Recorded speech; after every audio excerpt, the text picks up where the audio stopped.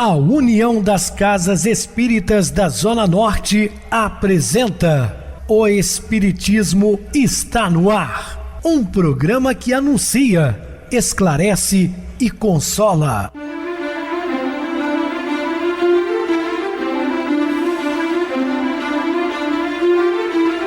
Não se turve vosso coração. Credes em Deus, credes também em mim. Na casa de meu pai há muitas moradas. Se assim não fora, eu vou-los teria dito, pois vou preparar-vos lugar. O Espiritismo está no ar. Sintonize esta frequência. Pare, pense na vida, faça perguntas.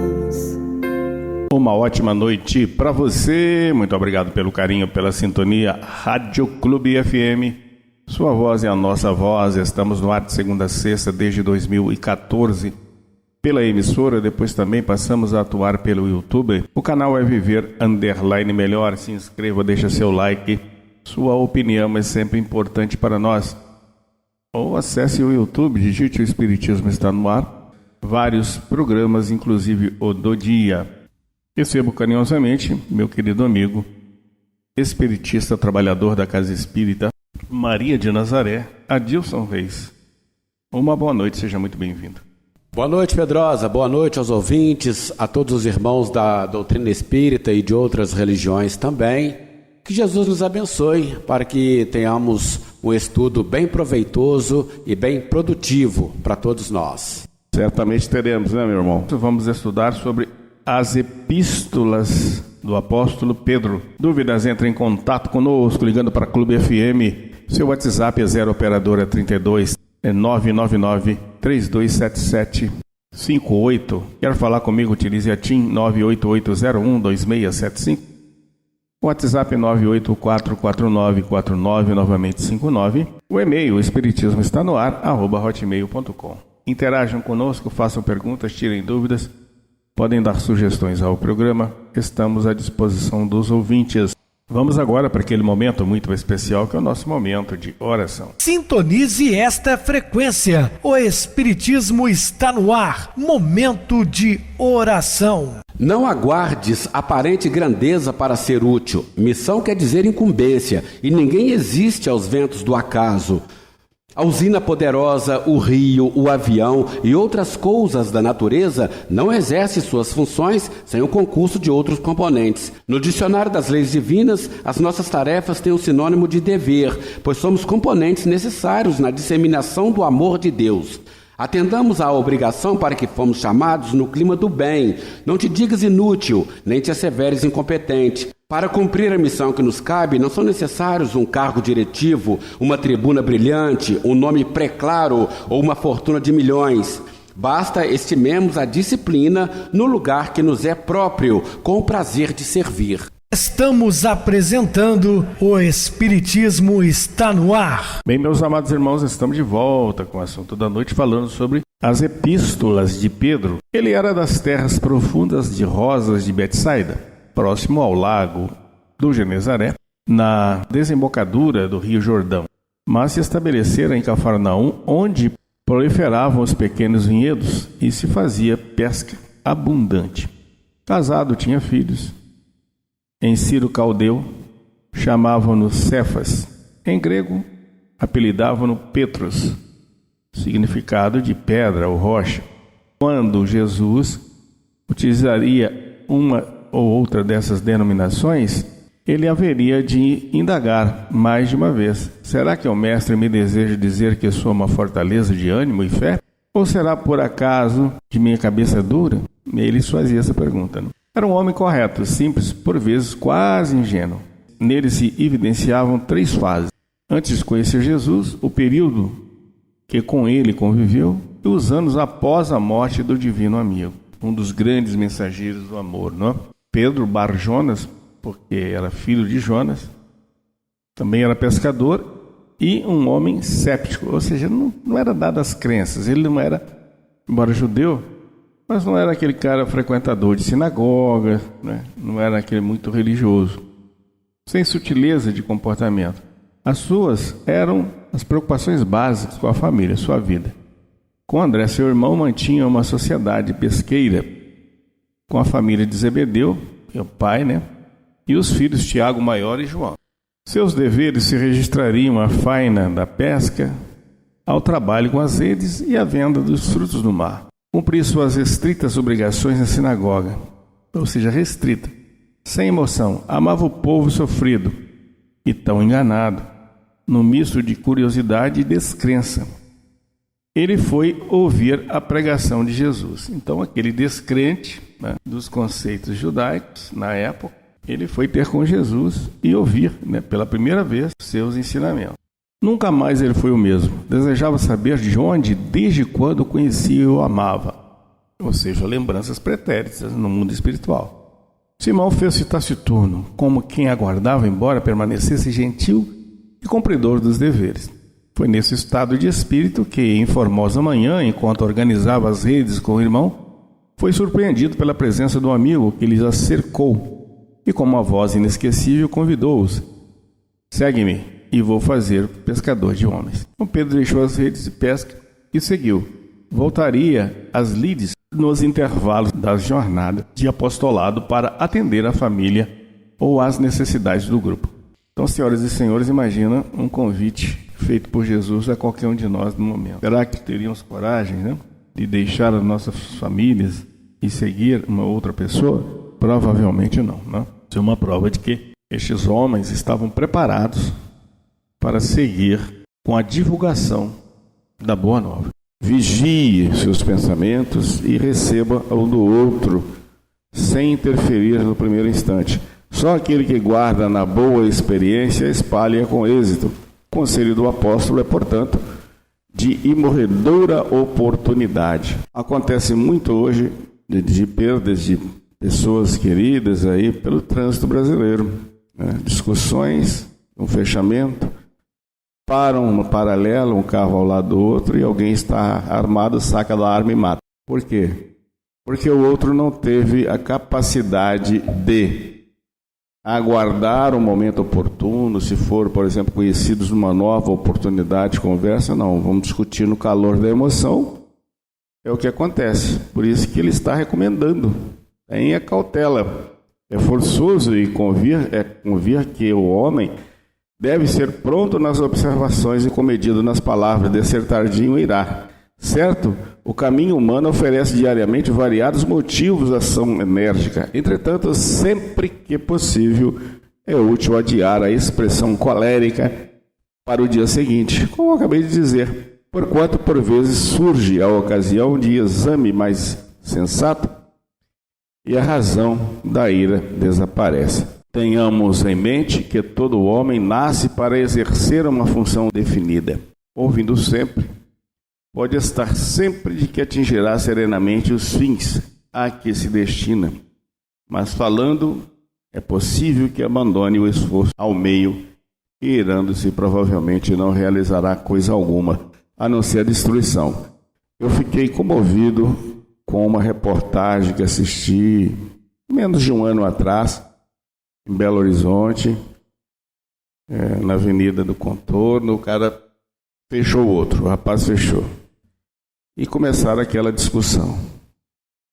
Mas o motorista que fechou acelerou o carro e foi embora, evitando o problema. O que tinha sido fechado não gostou da situação e foi atrás, em perseguição ao carro. Entrava numa rua, ele atrás, fazia curvas fechadas, e ele ali, colado, até que ele para o carro à frente e o de trás saca de uma arma e atira. Pegou na cabeça da filha dele de 6 anos. Então, depois do sepultamento, ele contando e chorando: eu matei minha filha, porque o rapaz já tinha ido embora. Por que eu não deixei para resolver isso um outro dia? O que atirou é culpado? Sim, mas o que atirou de medo, com medo de ser linchado. Então ele deu um tiro, apenas um tiro, para dispersar. Não matou de propósito. Tem a culpa, sim, para responder por isso, aqui na justiça e também na divina. Mas o responsável pelo desencarne direto da filha, é o pai. Que poderia estar mais comedido, já que a pessoa se evadiu do local e foi embora. Então nós temos que tomar muito cuidado, porque isso ele vai carregar para o resto da sua existência física. As epístolas de Pedro, as duas foram aceitas sem contestação desde a antiguidade. O apóstolo escreve de Roma, também chamada de Babilônia, alusão à devassidão moral entre os anos 64 e 67, onde se encontra em companhia de João Marcos, o evangelista, a quem considera como filho, porque Marcos era filho de Maria Marcos é irmã de Pedro, então ele é sobrinho de Pedro, o João Marcos, por isso ele escreve um evangelho. Pedro escreve aos cristãos da diáspora, aqueles dispersos, naqueles judeus que fugiram, especificando os nomes das 5 províncias que representavam praticamente o conjunto da Ásia Menor. Está lá em 1 Pedro, capítulo 1, versículo 1. O que diz do passado deles sugere que são convertidos do paganismo, embora não se exclua a presença de judeus cristãos entre eles. 1 Pedro 1:8, 2:9. Sim, além dos convertidos do judaísmo, tinha também os gentios, aquelas comunidades gentílicas de pessoas que nunca ouviram falar sequer de Moisés, mas estavam ali interessadas no ensino de Jesus e acabaram se convertendo ao cristianismo. É por isso que eles escrevem em grego. Se esse grego simples, mas correto e harmonioso, parece de qualidade boa demais para o pescador galileu. Conhecemos o nome do discípulo secretário que pôde tê-lo assistido na redação. É o Silvano, 1 Pedro, capítulo 5, versículo 12. Pedro era um pescador rude, embora de um coração fabuloso, mas tinha pouca cultura naquela encarnação. Claro que é uma pessoa culta ao longo das suas existências, mas naquela atual encarnação ele não teve tantas oportunidades assim de estudar, mas o seu auxiliar direto, Silvano, provavelmente deve ter corrigido os textos ou o texto deixado por Pedro. A finalidade dessa epístola é sustentar a fé dos seus destinatários em meio às provações que os assaltam. Trata-se antes de prepotências, injúrias e calúnias que os convertidos sofrem. Outras ideias que norteiam a carta dizem respeito à corajosa perseverança nas provações, tendo Cristo como modelo. 1 Pedro, capítulo 2, versículos 21 a 25 e capítulo 3, versículo 18 e capítulo 4, versículo 1. Os cristãos devem sofrer com paciência, como Jesus sofreu, revelando a fé que possuem. 1 Pedro, capítulo 2, versículo 19, capítulo 3, versículo 14, capítulo 4, versículo 12 e capítulo 19, versículo de 5 a 9. E agir com mansidão. A primeira epístola é um escrito de natureza prática, mas que possui apreciável riqueza da doutrina cristã. Nele se encontra um maravilhoso resumo da teologia em voga na época apostólica, teologia de comovente ardor na sua simplicidade. Na segunda epístola, Pedro alerta os leitores contra os falsos doutores e faz comentários sobre a demora da parousia, segunda vinda do Cristo. Síntese dos principais ensinos das epístolas de Pedro. Exortação a uma vida santificada. Portanto, cingindo os lombos do vosso entendimento, sede sóbrios e esperai inteiramente na graça que se vos ofereceu na revelação de Jesus Cristo, como filhos obedientes, não vos conformando com as concupiscências que antes havia em vossa ignorância, mas, como é santo aquele que vos chamou, sede vós também santos em toda a vossa maneira de viver, purificando a vossa alma na obediência à verdade, amai-vos ardentemente uns aos outros com um coração puro, deixando, pois, toda a malícia e todo o engano e fingimentos e invejas e todas as murmurações. Amados, peço-vos, como a peregrinos e forasteiros, que vos abstenhais das concupiscências carnais, posso viver honesto entre os gentios, para que, naquilo em que falam mal de vós, como de malfeitores, glorifiquem a Deus no dia da visitação, pelas boas obras que em vós observem. Honrai a todos, amai a fraternidade, temei a Deus, honrai o Rei. 1 Pedro, capítulo 1, versículo 13 a 15, exortação ao amor fraternal. E, finalmente, sede todos de um mesmo sentimento, compassivos, amando os irmãos, estranhavelmente misericordiosos e afáveis, não tomando mal por mal ou injúria por injúria. Antes, pelo contrário, bendizendo, sabendo que para isto fostes chamados, para que, por herança, alcanceis a bênção. Porque quem quer amar a vida e ver os dias bons, refreie a sua língua do mal, e os seus lábios não falem engano. Aparte-se do mal e faça o bem, busque a paz e siga-a, porque os olhos do Senhor estão sobre os justos e os seus ouvidos atentos às suas orações. Mas o rosto do Senhor é contra os que fazem males. E qual é aquele que vos fará mal, se fordes zelosos do bem? 1 Pedro, capítulo 3, versículo 8. A sublime exortação constitui poderosa síntese das teorias de fraternidade. O entendimento e a aplicação do amai-vos é a meta luminosa das lutas na terra. O amor a que se refere o Evangelho é antes a divina disposição de servir com alegria na execução da vontade do Pai em qualquer região onde permaneçamos. Cuidados contra os falsos mestres. E também houve entre o povo falsos profetas, como entre vós haverá também falsos doutores, que introduzirão encobertadamente heresias de perdição e negarão o Senhor que os resgatou, trazendo sobre si mesmos repentina perdição. E muitos seguirão as suas dissoluções, pelas quais será blasfemado o caminho da verdade, e por avareza farão de vós negócio com palavras fingidas, sobre os quais já de largo tempo não será tardia a sentença, e a sua perdição não dormita. Estes são fontes sem água, nuvens levadas pela força do vento, para os quais a escuridão das trevas eternamente se reserva. Porque, falando coisas muito arrogantes de vaidades, engodam com concupiscências da carne e com dissoluções aqueles que se estavam afastando dos que andam em erro, prometendo-lhes liberdade, sendo eles mesmos servos da corrupção. Porque de quem alguém é vencido, do tal faz-se também servo. 2 Pedro, capítulo 2, versículo de 1 a 3 e versículos de 17 a 19. A vinda do Senhor.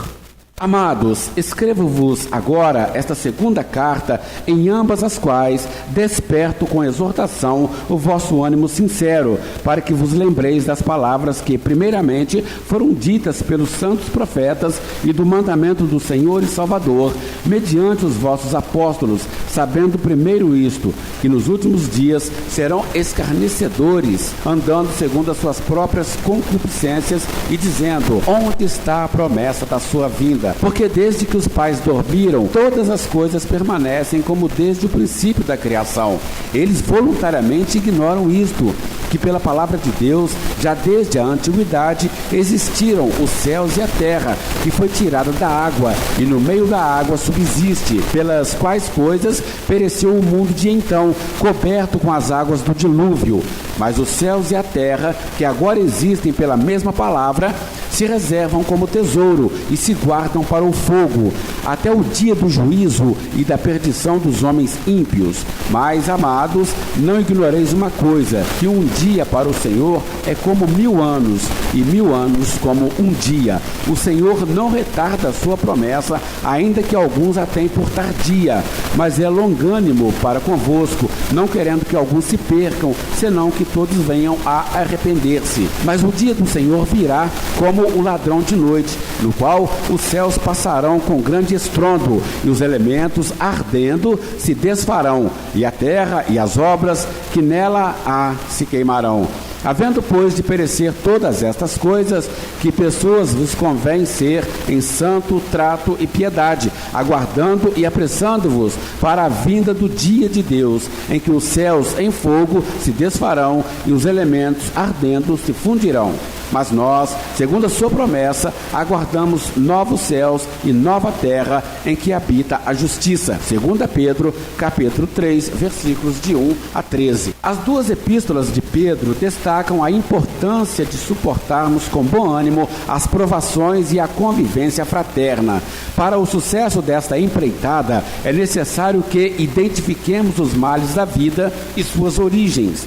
O esclarecimento íntimo é inalienável tesouro dos discípulos sinceros do Cristo. O mundo está cheio de enganos dos homens abomináveis que invadiram os domínios da política, da ciência, da religião e ergueram criações chocantes para os espíritos menos avisados. Contam-se, por milhões, as almas com eles arrebatadas às surpresas da morte e absolutamente desequilibradas nos círculos da vida espiritual. Do cume falso das suas noções individualistas, precipitam-se em despenhadeiros apavorantes, onde perdem a firmeza e a luz. Grande número dos imprevidentes encontram socorro justo, porquanto desconheciam a verdadeira situação, não se achavam devidamente informados.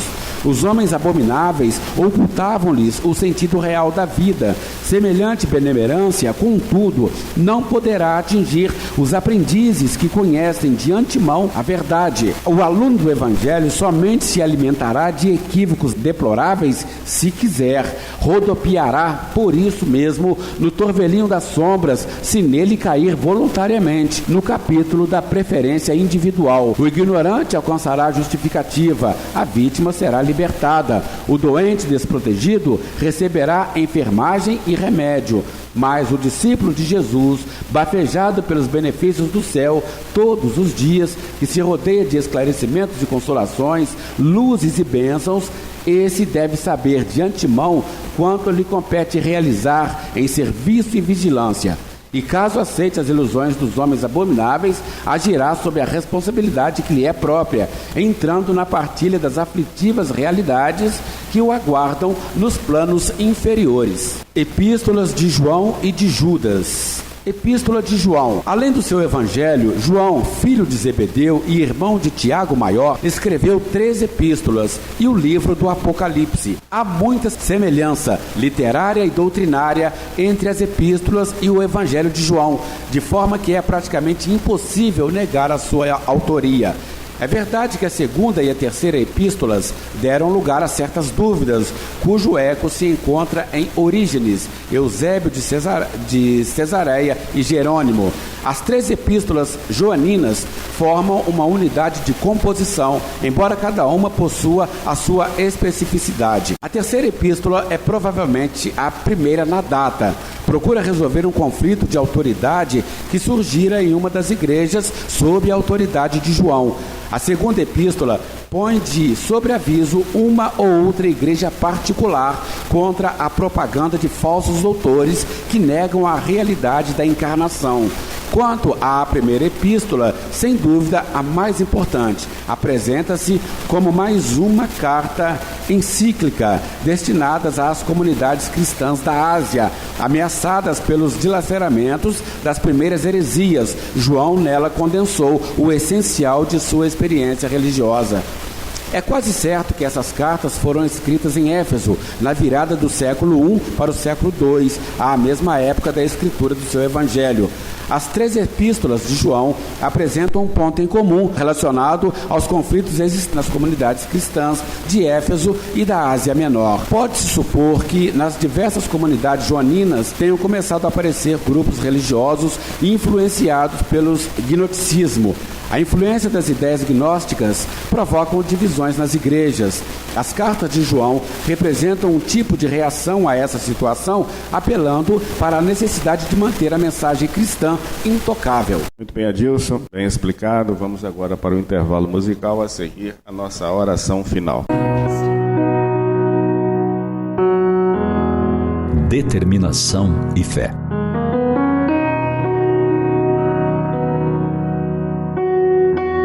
A força de vontade e a determinação de algumas pessoas nos deixam muitas vezes surpresos com os sucessos que alcançam.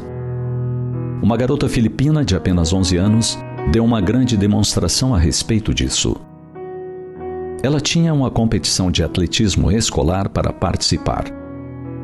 Com seu empenho diário, ela se preparou para competir. Havia, no entanto, um problema maior a ser vencido. Para participar, ela precisava estar calçando tênis.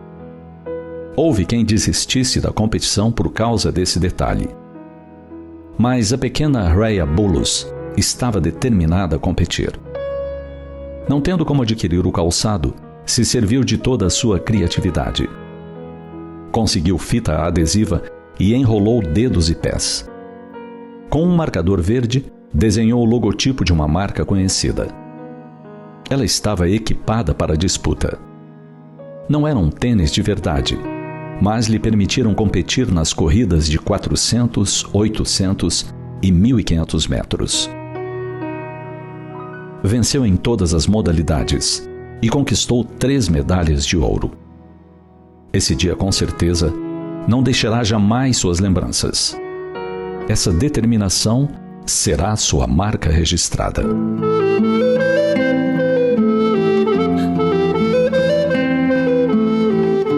Gratificante é partirmos na busca de nossos objetivos, dispostos a alcançá-los. Dificuldades sempre surgem, mas a alma corajosa e determinada tem fatores de sucesso a seu favor. Com persistência, podemos transformar em conquistas as adversidades da vida, bem como ir solucionando a pouco e pouco os problemas vários. Os momentos que parecem difíceis são oportunidades para mudarmos a direção do que não está bem em nossa rotina. Às vezes, a caminhada se faz em linha reta, sem exigir muito discernimento. Entretanto, de outras, surgem curvas pelo caminho que nos exigem providências. Fazer das curvas e contracurvas momentos de meditação e introspecção, de humildade e fé para superar as dificuldades, é buscar nossa própria superação. Por mais difícil possam parecer os desafios que enfrentemos, a disposição em arriscar e a determinação em não desistir do objetivo nos caracterizarão como vencedores. A vontade é a grande mola impulsionadora de tudo o que desejamos realizar. A força de vontade é poderoso leme que nos poderá conduzir ao porto dos nossos sonhos. Tudo que nos exija determinação, esforço, persistência e suor. Tudo que idealizamos e conseguimos tornar realidade passa a ser ponto marcante em nossa evolução.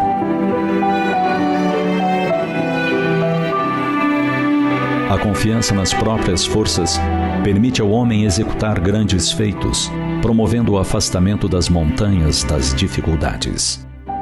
Essa confiança dá a perseverança, a energia e os recursos que fazem se vençam os obstáculos. Assim, nas pequenas coisas como nas grandes. Essa confiança confere uma espécie de lucidez que permite se veja em pensamento a meta que se quer alcançar e os meios de chegar lá. A essa confiança podemos chamar de fé em si mesmo. Ela confere calma. Também a paciência, que sabe esperar, porque tendo seu ponto de apoio na inteligência e na compreensão das coisas, tem a certeza de chegar ao objetivo visado.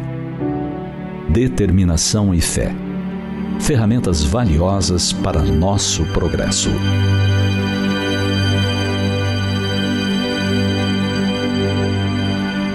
Sintonize esta frequência. O Espiritismo está no ar. Momento de oração. Meus queridos e amados irmãos em Cristo, Deus nos deixa passar pelas intempéries do deserto, debaixo de sua proteção e sustento, para nos tornarmos mais fortes.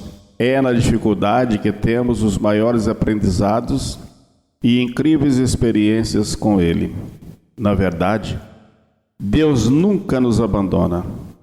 Se estiver demorando um pouco as coisas para acontecerem, é porque Deus aguarda o momento certo.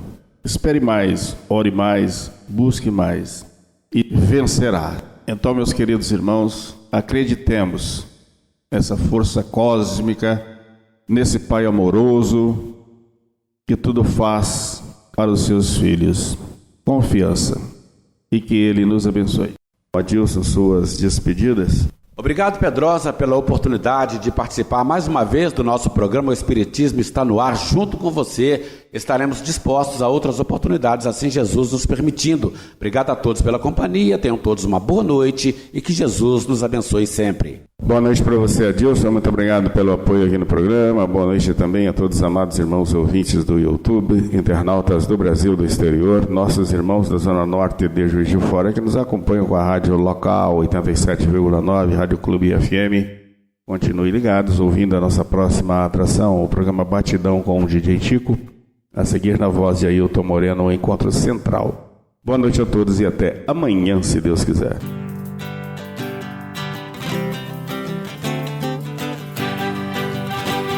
A União das Casas Espíritas da Zona Norte apresentou O Espiritismo Está no Ar, anunciando o Evangelho de Jesus, esclarecendo sua mensagem, consolando corações.